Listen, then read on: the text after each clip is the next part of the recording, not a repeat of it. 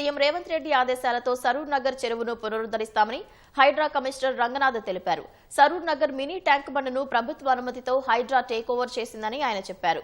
ఈ మేరకు సరూర్ నగర్ చెరువును పరిశీలించిన ఆయన మార్చి నాటికి పూర్తి స్థాయిలో అభివృద్ధి చేస్తామని స్పష్టం చేశారు. చెరువులోకి మురుగునీరు రాకుండా చర్యలు తీసుకుంటామన్న రంగనాథ్ 2 ఎస్టీపీల సామర్థ్యం మరింత పెంచుతామని వెల్లడించారు. అదేవిధంగా చెరువు పక్కనున్న పార్కును అభివృద్ధి చేస్తామని వివరించారు.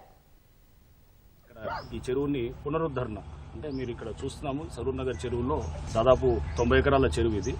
ఒరిజినల్గా FTL around more than 140-150 acres ఉంటాయి. సరే చుట్టుపక్కలంతా కూడా ఈ నివాసాలు అన్ని డ్వెల్లింగ్స్ వచ్చాయి, అన్ని ఇల్లులు వచ్చి చాలా వరకు ఎంక్రోచ్ అయినాయి. బట్ వాటిలన్నింటి జోలికి హైడ్రా వెళ్ళదు. ఏదైతే ఇప్పుడు చెరువు క్లియర్గా ఉన్నదో ఆ క్లియర్గా ఉన్న చెరువుని డెవలప్ చేసి దీనికి అంటే మొత్తం డీసిల్టింగు కింద మట్టిని కూడా పూడికలు తీసిన తర్వాత బండ్ స్ట్రెంథనింగు నెక్స్ట్ అట్లానే దీన్ని ఒక బ్యూటిఫికేషన్ యాంగిల్లో చేస్తూ ప్లస్ దీంతో పాటు ఫ్లడ్డింగ్ కూడా ఈ చుట్టుపక్కల వర్షాలు వచ్చినప్పుడు కూడా ఈ ఫ్లడ్డింగ్ ఛానల్స్ కూడా మనం ఇన్లెట్ ఛానల్స్ అన్నిటి కూడా రివైవ్ చేస్తాము.